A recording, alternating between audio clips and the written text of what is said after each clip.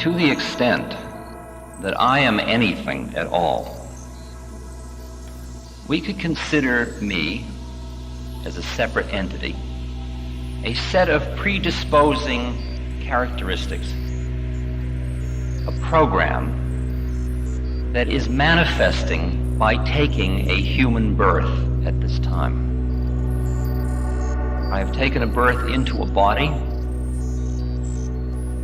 and that body has with it a personality. I've taken a birth into a personality, and that personality is in a body. And I am going through a set of experiences which is called living life. And these experiences have a certain function. These experiences, if used consciously and intentionally by me, are vehicles through which I can awaken to who I am in truth. Let me take you through an example, an analogy. Imagine, for example, that you have next to your eyes a little control switch, and you look at another human being on channel 1. And what you see when you look at the other human being is a physical body. Man, woman, old, young, fat, thin, pretty, handsome, ugly, interesting. If you're a scientist, you might call them mesomorphs, ectomorphs, and endomorphs. Okay. It's a matrix of individual differences on physical plane. It's the plane of standing on the corner watching all the girls go by. It's that reality. Now let's just say you're looking at another person and you flick your television receiver one channel. Now you look at another person and what you see is their psychology. Oh, you're a manic depressive. Oh, you're a happy person. I wish I was happy like you. People in psychotherapy live on this channel usually. They're totally preoccupied with their own depressions, elations, fears, anxieties, loneliness, hopes, etc. Well, let's flip it again. Flip it again and you look at another person, and if you are so trained to be able to see on this channel, you would say, oh, I know who you are. You're a Libra. I can tell because of the... You're a Sagittarius. On this channel, on channel 3, there's only 12 beings in the universe and various permutations of them. Okay. You are now seeing what could be known as the astral identity of an individual. You're seeing another plane of reality. You're seeing another way of looking at individual differences. These are 3 ways of looking at individual differences, 3 matrices, if you will. But now you flip the dial once more. It starts to get interesting.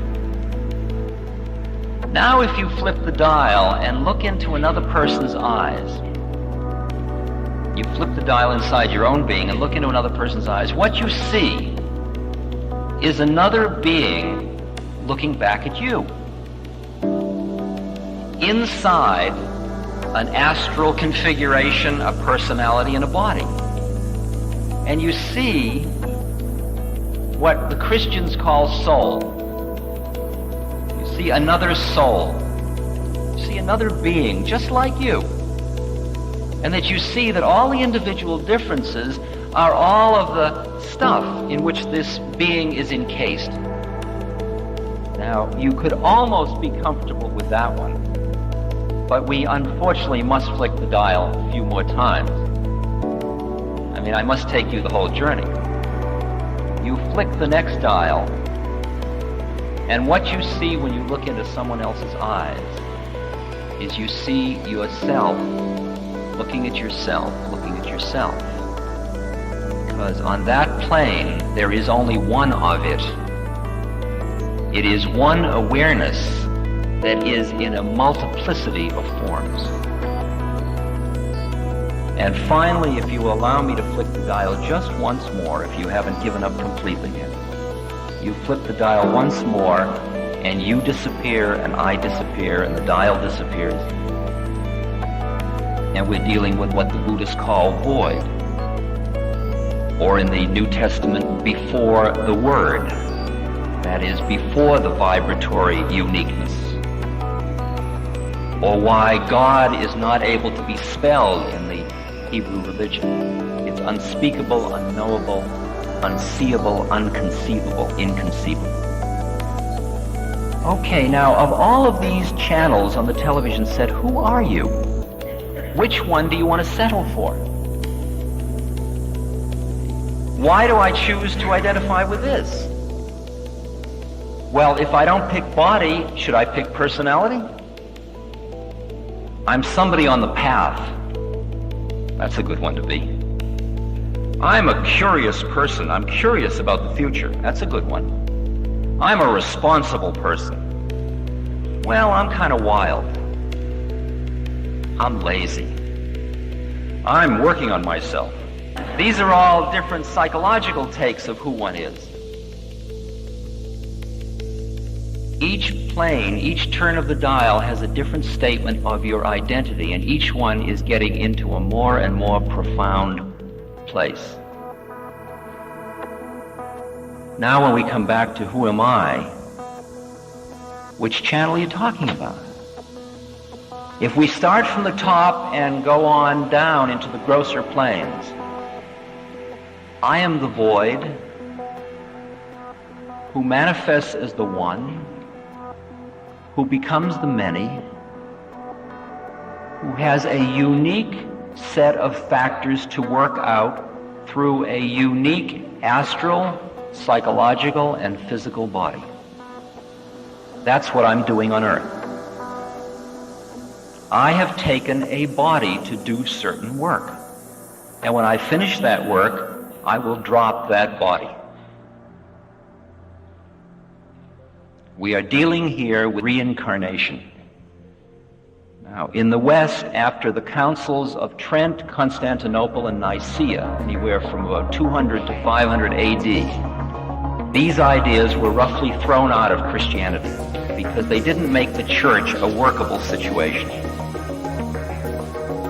Because when you had reincarnation and karma, every human being became their own priest, because it was between you and God. The church, to keep its own control and see its function as keeping people morally living properly, it had to get rid of those concepts.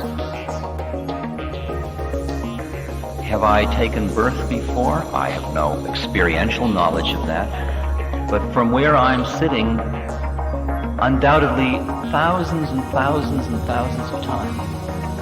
Will I take birth again? Undoubtedly thousands and thousands and thousands of times.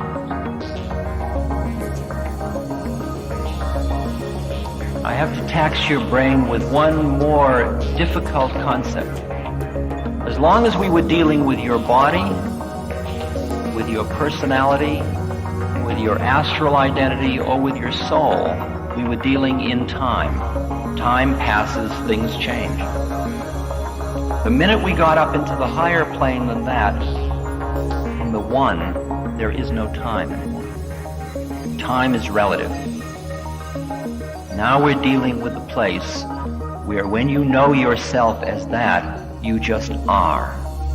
You are going nowhere and you are coming from nowhere. The Zen master says your going and coming is nowhere but where you are. Now, if you can start to sense, I mean, you don't have to believe what I'm saying, but if you could empathize just enough to appreciate how it would be to be looking at the world from this point of view, if you imagine what it's like to see your life as so functional to your awakening, and your death equally so, the whole business becomes merely a process of growth and awakening and opening and deepening and clearing and shifting channels. And there is no problem about transition. There's no holding on out of fear. It's just opening.